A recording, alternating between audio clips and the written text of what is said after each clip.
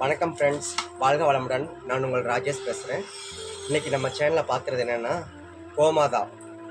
கோமாதா பற்றி நான் நிறையா சொல்லலாம்.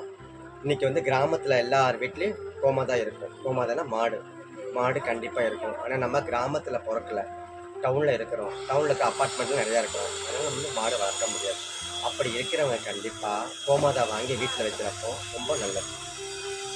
ஏன் கோமாதா வளர்த்தணும்? அந்த காலத்தில் பார்த்தீங்கன்னா கிராமத்தில் எல்லார் வீட்லேயும் மாட்டு சாணம் தெளிப்பாங்க. மாட்டு சாணம் எந்த விசேஷமாலும் பார்த்தா மாட்டு சாணம் தெளித்து தான் விசேஷத்தை நம்ம வந்து கொண்டாடுறோம். அதாவது வீடு முழுகுவோம், சாணி போட்டு மெழுகுவோம். ஆனால் இன்றைக்கி யார் செய்கிறா? இன்றைக்கெல்லாம் பெயிண்ட் வந்துருச்சு. அதனால் வந்து யாருமே அது செய்யறதில்ல. அதனால் வந்து நம்ம வந்து ஒரு புது வீடு கட்டினாலும் சரி, கட்டினா இங்கே வந்து நம்ம என்ன பண்ணுறோம், முதல்ல கணபதி ஹோமம் பண்ணி கோமாதாவை கொண்டு போய் தான் வீட்டில் வைக்கிறோம்.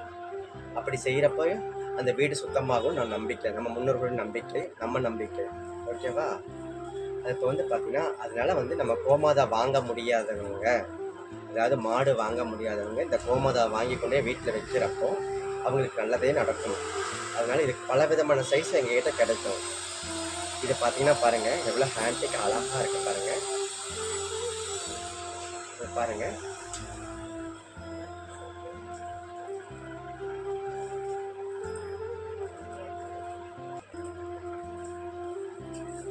பாருங்கள்,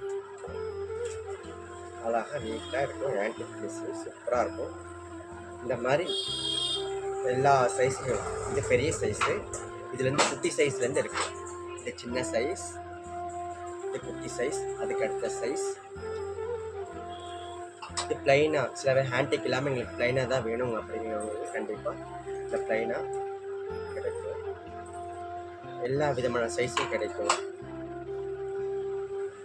இது வந்து கிடைக்க வேண்டிய இடம் வந்து உங்களுக்கு வந்து ஸ்ரீ பாலமுருகன் ஸ்டோர்ஸ் அககாவியில் இருக்குது.